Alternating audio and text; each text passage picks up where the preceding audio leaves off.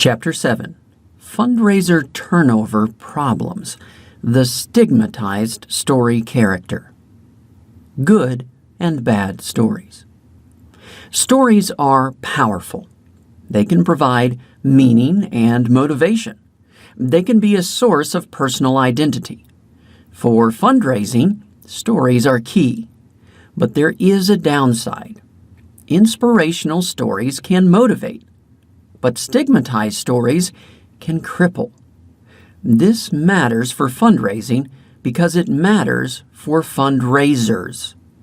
Few professions suffer more from stigmatized stories than fundraising. Stigma and synonyms. A story begins with character. Consider the fundraiser character. What is this role? What is this title? Fundraiser. What does that mean? Fund means money. Raiser means one who retrieves or gets. So a fundraiser is a money getter. Not very inspirational, is it? It doesn't distinguish the profession from other money getters. A drug dealer is a money getter, so is a prostitute, a pickpocket, or a timeshare telemarketer. But fundraiser actually does imply more. It implies money getting by a specific method. How does a fund, money, raiser, getter, accomplish this money getting? By asking. By asking based on need. By asking based on need without offering anything comparable in return. What's another word for that? Begging. Thesaurus.com says to seek charity has these synonyms: solicit charity, beg, hustle, cadge, chisel, freeload, mooch, sponge, and panhandle. Do you sense any possible stigma in these synonyms? Stigma and technical definitions. Let's get technical. Social psychologists define stigmatized work. This means work has either a social or moral taint. Researchers explain, quote, social taint occurs where the worker appears to have a servile relationship to others. For example, shoe shiner, customer complaints clerk, butler, maid. Moral taint occurs where the worker is thought to employ methods that are deceptive, intrusive, confrontational, or that otherwise defy norms of civility. For example, bill collector, tabloid reporter, telemarketer. Close quote. How does this relate to fundraisers? Researchers investigated this by interviewing fundraisers. They found, quote, the work of fundraisers may be perceived as socially and morally tainted. Specifically, fundraisers may appear subservient to others through their position of being the one to ask others for money, social taint, and may endure societal perceptions that the modes by which they ask for money are morally suspect, moral taint, close quote. Fundraisers can have both types of job stigma. Fundraiser can be a stigmatized role. Stigma and retention. Internal feelings of stigma can drive quitting. Research on employee retention confirms this. A belief that one's job is not viewed positively increases intentions to quit. It also increases actually quitting. Stigma drives quitting because it impairs feelings of self-worth. This is a special concern for expanding diversity in fundraising. An occupational stigma is difficult for anyone. No one wants to feel they are appearing subservient by asking for money, but this can be particularly painful if it reinforces stereotypes. We have a problem. Why do people start a stigmatized role? In a national survey, 44% of fundraisers reported starting because either they felt they had no other good opportunities or they thought they were hired to do something else. How do people respond to a stigmatized role? They don't want to play it. Even if they start, they don't play it for long. What is the average time a new fundraiser stays in the job? 16 months. Half of all development directors anticipate leaving in 2 years or less. They aren't just switching charities. At small organizations, about half of these were planning to leave the field of fundraising entirely. One national survey asked development directors this: had they already given notice that they were quitting?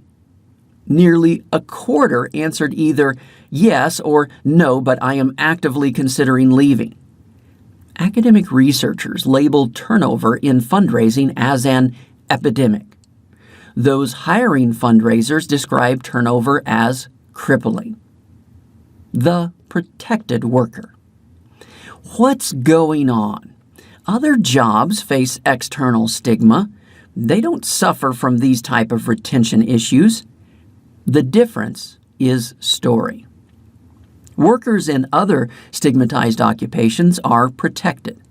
They're protected by their internal organizational stories. Researchers describe it this way. These organizations promote ideological reframing. They, quote, change an occupation member's dominant cognition from I am associated with an occupation that others view as tainted to I am associated with an occupation that has intrinsic value, close quote. These alternative stories promote occupational pride. It works.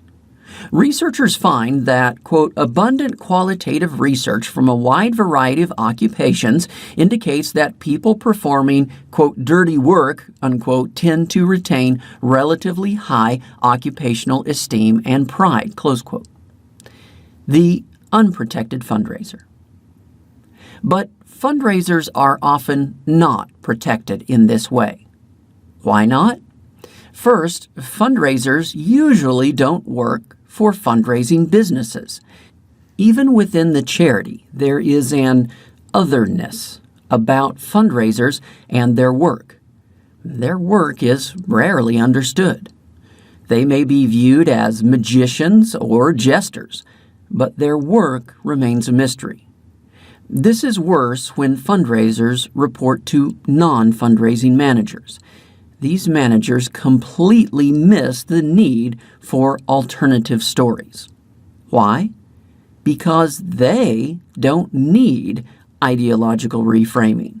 They aren't in stigmatized occupations. Administrator story conflict. But the problem goes deeper. It's not just that these administrators don't promote alternative stories, it's that they can't. Why not? Let's start with a simple idea. Question: how does the fundraiser encourage generosity?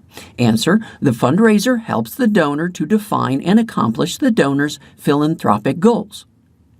This simple answer attacks the administrator hero story. It frames administrators as merely the paid servants of the heroic donors. It puts the donors in control. Administrators become just minions. They scamper about to accomplish the donor hero's plans.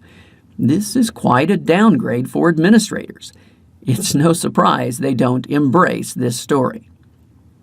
Fundraiser story conflict. In the donor hero story, the fundraiser has a valuable, essential, and archetypal role to play. But this story conflicts with the administrator hero story.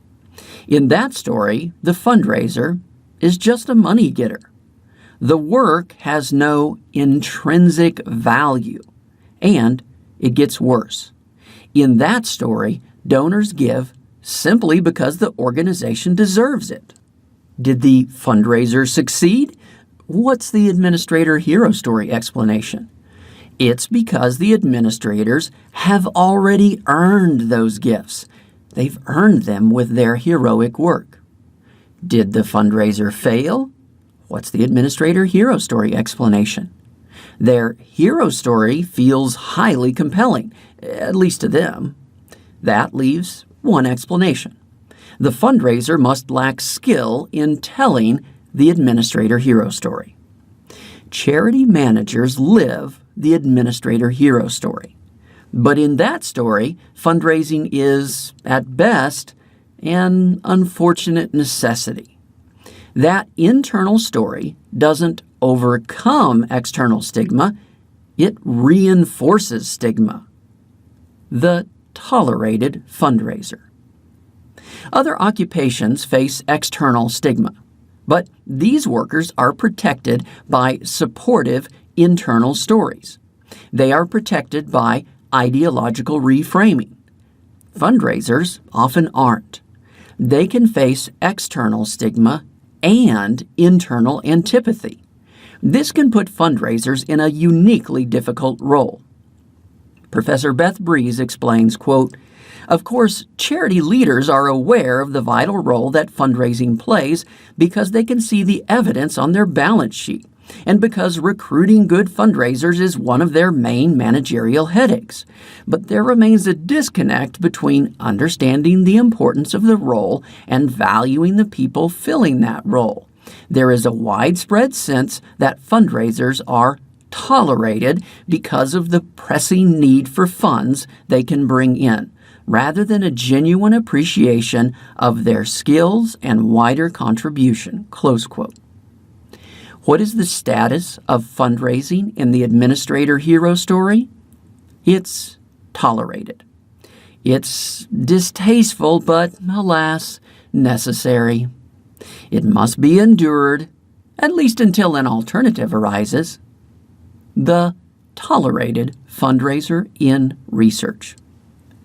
This administrator attitude is not just talk. It's how many nonprofits are actually managed.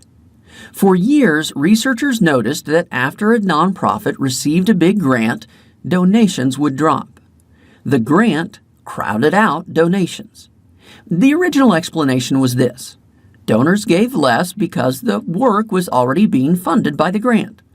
Then, an analysis of over 8,000 charities across 17 years changed the answer. The result? The researchers explained, quote, "Crowding out is due primarily to reduced fundraising."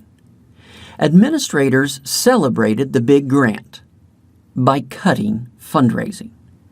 In many cases, this crowding out was over 100%. They cut fundraising so much they ended up with less money than if they had never received the grant.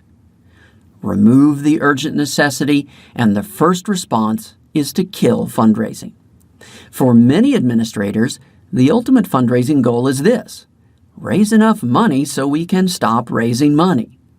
Their perfect world is a world without fundraising. It's a world without fundraisers. Mission isn't enough. Can't we fix turnover by commitment to the cause? Not really. The organization's mission is important. It's important for fundraisers, administrators, and donors. The mission often motivates fundraisers to take the job in the first place. But the mission doesn't keep fundraisers in the job.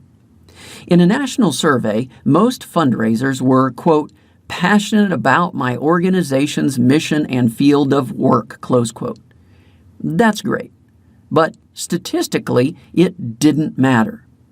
After considering other typical job-related factors, greater passion about the mission did not predict plans to stay in the job, nor did it predict willingness to stay in the field of fundraising. Mission is ends, not means. Why isn't a good mission enough? It's not enough because it says nothing about the work of fundraising. This mission justification is great, but it applies the same to any money-getting activity. The story is this: we need money, so go get some. This is not useful reframing of stigmatized work. Why not? Because it says nothing about the work itself. Researchers on job stigma explain the problem this way.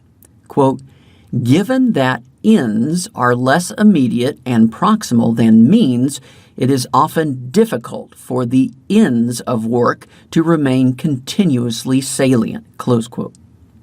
A good mission justifies the ends. It says why money is useful, but it says nothing about the means. It says nothing about the work itself. It says nothing about the intrinsic value of the work. The mission is not effective as ideological reframing of the work itself. The work is still only about the money. What's the remedy? The prognosis seems bad.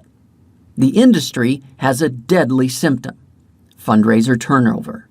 The first step toward a treatment is identifying the underlying problem. On the surface, the problem is stigma. Below the surface, the problem is story. Powerful, deep-seated, archetypal story. The solution? Also story. Powerful, deep-seated, archetypal story.